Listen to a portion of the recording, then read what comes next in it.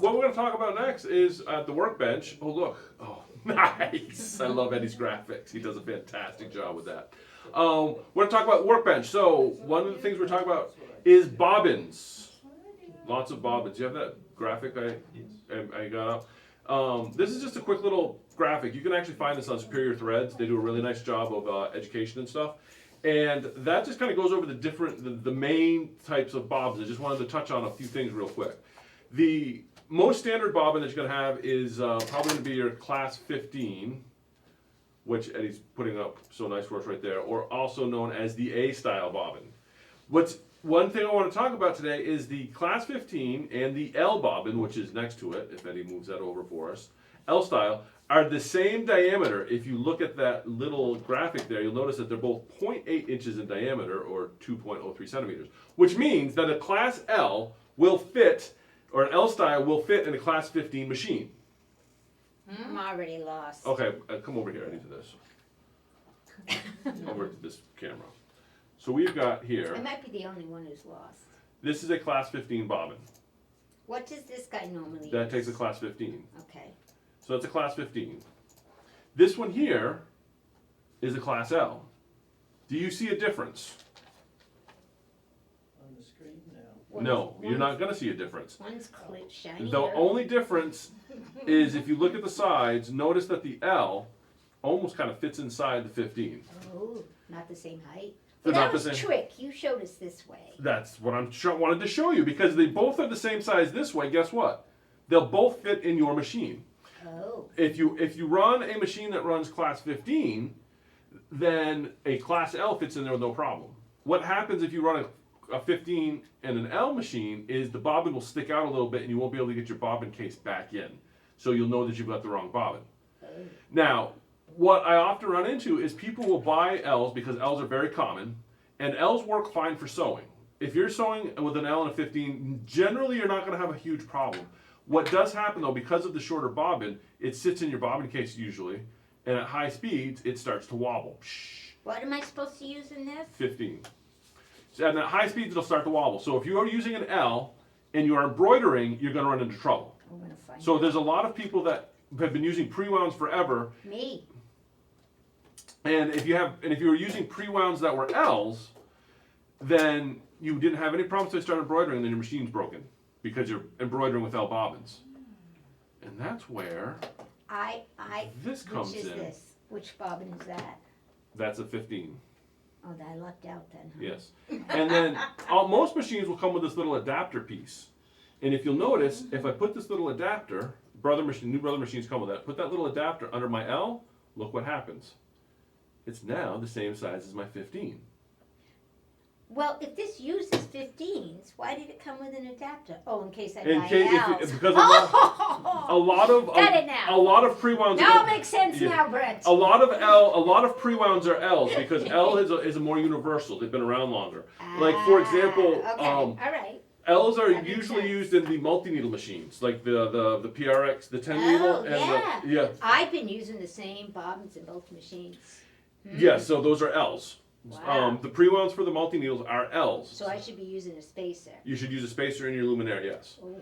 So I just want to touch on that. And there's another bobbin which I Yeah. don't have an example of here today, which is called a Class 66. It's an old Singer bobbin, and it basically has a little rounded top to the shell. So if you're looking at it, you can look at it from the side. You see that it has a very pronounced convex. Convex is when it rounds out, right? Right, because Yeah, that kind yeah. of looks like a cave. Yeah. That's how I remember. That's how I remember it too. Concave. It has a very convex top, and what'll happen with those is you can fit them in your machine. They're about the same size as an L. You'll fit in the machine, you'll sew for a little bit, and then your machine will jam up. And if you had an old Singer machine and you have those bobbins kicking around your sewing room, it'll cause problems. I've had a few machines come in and they're like, oh, it doesn't sew right. My machine's broken. And we get it on the bench, take it apart, and it's got a Class 66 in it. And I'm like, yeah, that's our problem. But so if you have a Class 66, just throw it out if you don't have the machine. But L's you can still use with your machine if you have the spacer. The only other thing, there's a lot of stuff I was going to talk about. If I use the spacer now, though, because I have because it is a 15, 15, then, that's going to sit up too high and you're going to jam your machine up. God, I wish they should mark the bobbins then. Well, once you see them, it's pretty easy to tell. Well, not if I don't have both colors. This is true. The other thing I wanted to touch on, there's a bunch of stuff I was going to get into, but the other thing I was going to get into is metal versus plastic.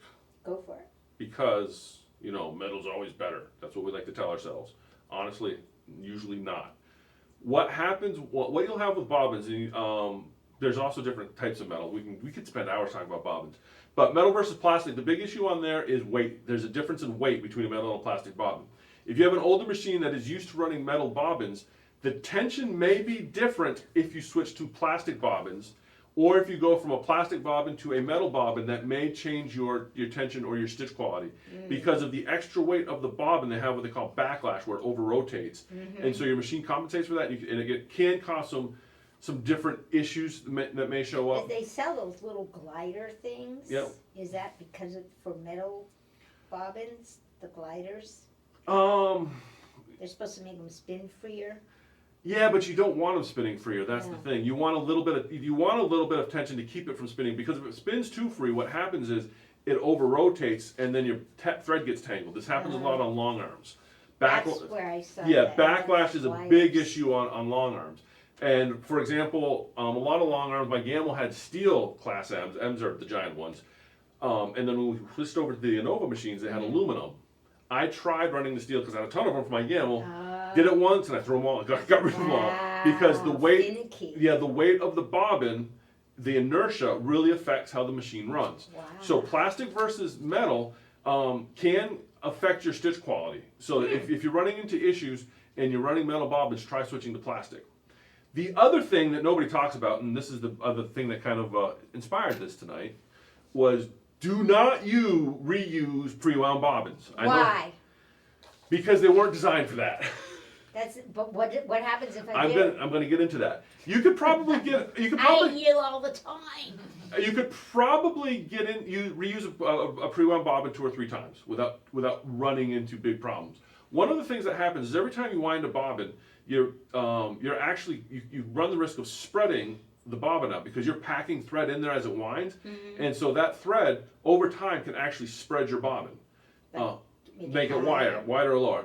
And again, this is something way more pronounced on long arms. If I have an old bobbin, I can put these next to each other. You can see an old bobbin has spread. Okay. And that's what makes a plastic bobbin so nice. Instead of spreading, it just breaks. Oh.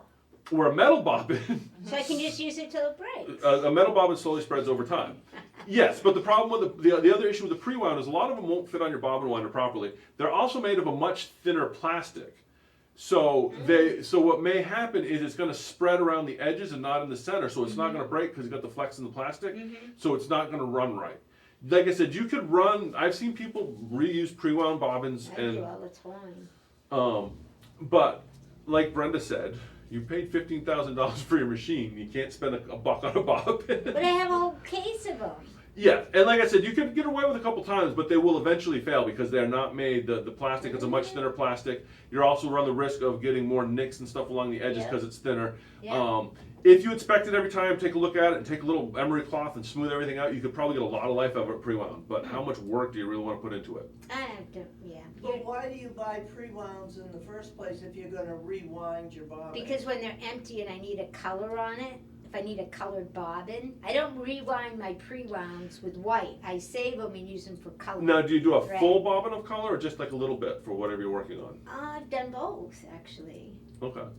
I do both. Because if you're just doing like a half a bobbin, you're probably not going to get into too much trouble. If you do a full bobbin, you're probably going to run into more issues.